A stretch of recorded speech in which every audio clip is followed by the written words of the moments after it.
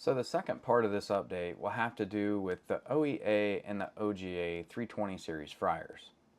This will apply globally for all units with the auto lift features. Basically what this update is for both electric and gas units, there's a new lift actuator that will be used for both production units as well as service parts when replacing actuators in the field.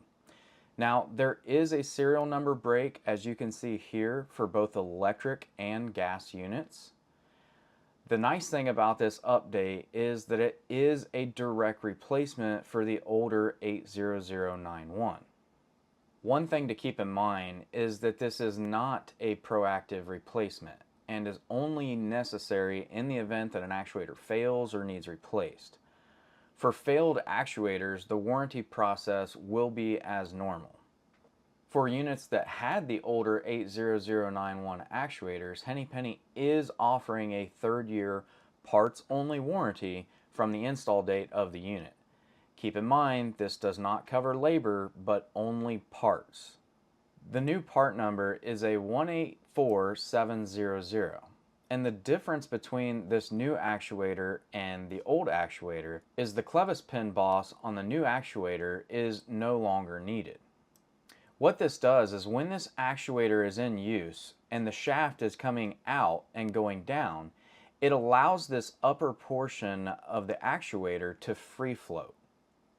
What this does is it gives it a little bit of micro movement within the actuator to reduce the overall stress on the seals and the actuator itself. Now with this new actuator, we're going to only attach right here at the bottom with our two mounting holes, and no longer will we need to attach up at the top. And we can see those two mounting holes right here on the underside of the shroud with the two cross-tip mounting screws.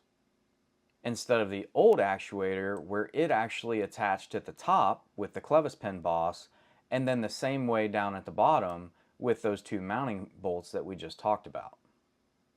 So with this new design on the right hand side, like I mentioned before, it gives it a more free floating action when the shaft is coming up and down when lowering the baskets, and allows this upper portion of the actuator to be a little bit more free floating. So you can see how easy this continuous improvement is and that it's not complicated for the technician. The document that I'm referring to here is the replacement instructions that will be sent out with a new actuator when you go to replace those.